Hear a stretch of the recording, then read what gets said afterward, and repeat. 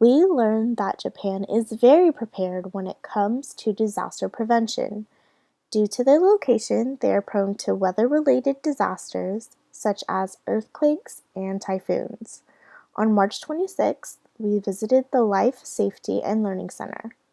Once we arrived, we were shown a 20-minute video that emphasized that disasters can occur at any time and that it is important to know what to do when that happens. On the tour, we went through 4 simulations, which were to experience the high winds and heavy rains of a typhoon, an earthquake of an intensity of 7, escaping from a burning room, and using a fire extinguisher. We also learned that the people in Japan tend to take care of each other.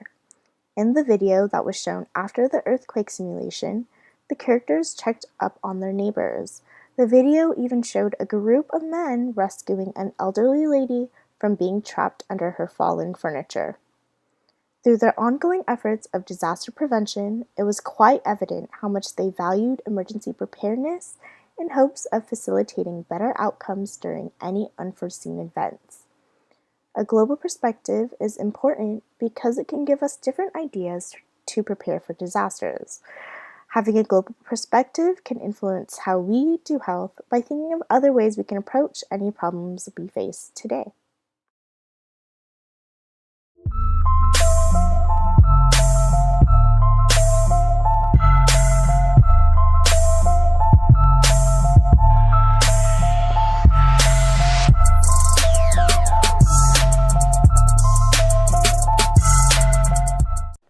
On our second day in Japan, we received a lecture on the Japanese healthcare system and how it compared to the United States. The Japanese healthcare system contrasts heavily with that of the US and is a reflection of their collective society. They seem to care more about the well-being of the country as a whole than individualistic gains by hospitals and pharmaceutical companies. Japan practices social medicine and has a universal healthcare insurance system. All Japanese residents are required to join the insurance program, which allows them access to any hospital of their choosing. The program is financed 28% by the insured, 20% by employers, 39% by the government, and 12% by patients. Patients are responsible for 20% of their medical bill up to 6 years of age, 30% from ages 7 to 70, 20% from ages 71 to 75, and 10% for those over 75. These percentages come with a monthly cap of $50 to $250 for those up to age 70, and $40 to $50 for those over 70. Japan has less than half of the population of the United States, but has more hospitals and hospital beds. Due to more emphasis on quality care and affordability, the average hospital stay in Japan is 30 days compared to just 6 in the US. Japanese people live longer and healthier than American people due to a healthier lifestyle. They are also more health conscious and preventative, with more than double the outpatient checkups per person and almost a quarter of the surgeries per year per 1,000 people. Japan also has longer maternity leave than the US. New mothers can receive part of their salary for up to a year, and their job is secure for 3 years. Japan has a rapidly aging population. 26% of the population is over 65, and this is expected to increase to 33% by 2035. This combined with a decreasing birth rate has caused Japan's population growth to halt, and it is expected to begin to decline in the near future. Japan is concerned if worker supply will be able to keep up with demand, especially in healthcare and care for the elderly. Japan is the first country to feel the effects of this, but the US is seeing a similar pattern. Whether the effect will eventually be the same in America is unknown. 50 years after the implementation of their universal healthcare system, Japan has some of the best health outcomes in the world, along with some of the lowest expenditures.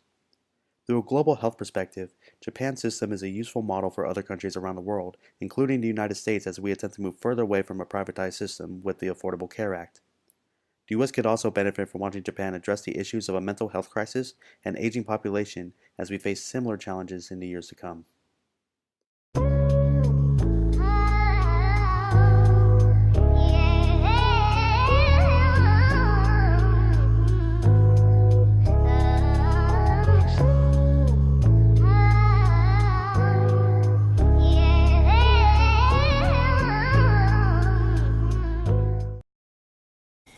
One of the most impactful moments we had was when a group of us were having a picnic in Ueno Park for the Cherry Blossom Festival. A local Japanese couple from Saitama asked if they could sit with us and converse in English because they wanted to practice. The couple shared their contentment with the healthcare system in Japan, and they were also shocked to learn that healthcare was such a financial burden for us in the US. It was impactful to hear this perspective from ordinary citizens rather than medical professionals or academic professors. We enjoyed talking with the friendly couple who was equally curious about our perceptions of Japan. It was an unforgettable and humbling experience that we will never forget.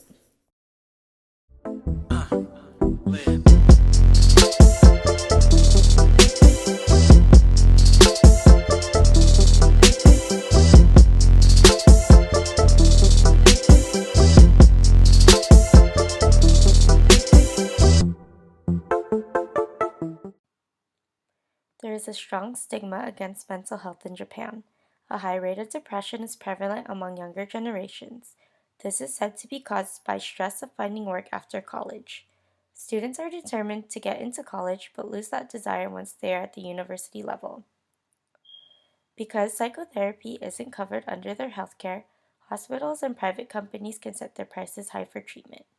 They do have a suicide hotline that operates 24/7 that someone can call or text for help. However, 25% would not seek mental health assistance. People in financial troubles may think it to be less burdensome to commit suicide rather than place the financial issues onto their family. Although Japan's suicide rate is declining, it is still among the highest in the world. Japan's suicide rate per 100,000 people is 19.5 compared to the United States at 13.4. While both countries need to address these mental health issues, the United States can learn from Japan's struggle.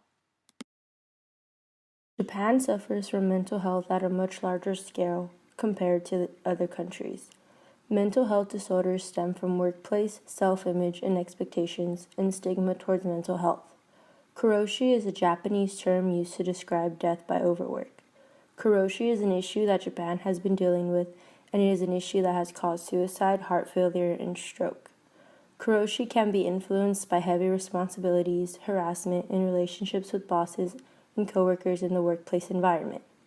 Hikikomori is when an individual experiences social withdrawal.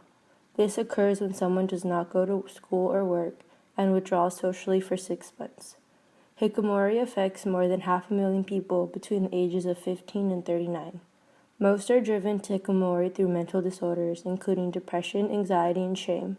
The stigma attached to mental health in Japan causes an increase in karoshi, hikikomori, and suicide, but the increasing awareness, continuing research, and accessibility of mental health services has helped improve the problem.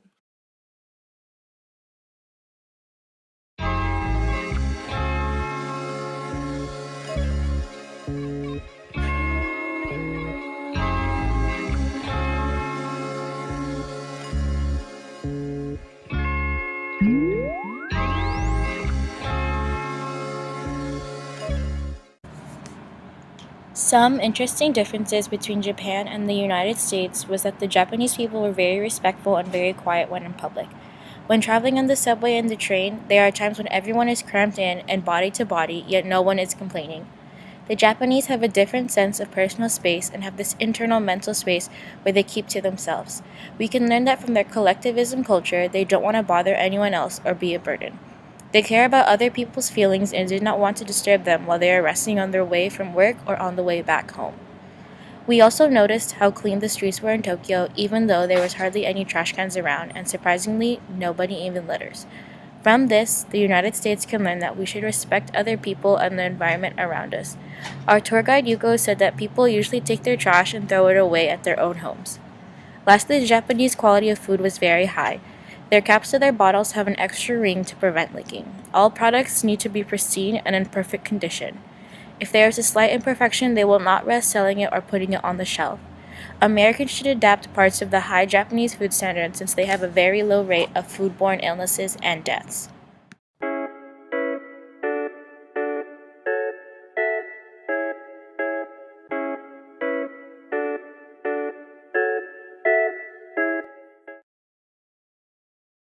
Japan is known for its beautiful cherry blossoms, and we found that we were there at the perfect time to view them, between March 25th and April 1st. The trees were full of cherry blossoms when we arrived, and throughout the week began to fall, covering the grounds of temples and shrines and causing the river to flow pink and white. There was no better time to be in Tokyo. Another aspect of Japan everyone should know is that the food is amazing. Not only because of the taste, but also because of the healthiness of the ingredients.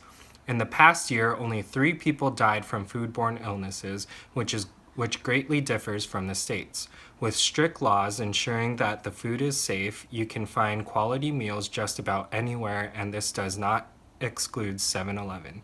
These 7-Elevens offer more than chips, and you can find yourself buying sushi or even a hot bowl of noodles and soup. Not to mention, they are more abundant than Starbucks in the States.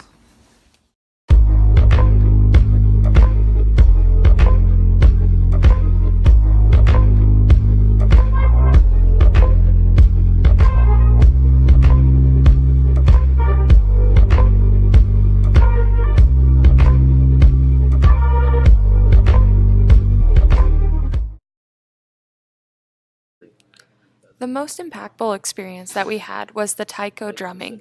In in the class, we were able to experience hands-on cultural aspect of Japanese culture. The whole class was able to drum with a professional as well as watch a traditional performance by our instructor.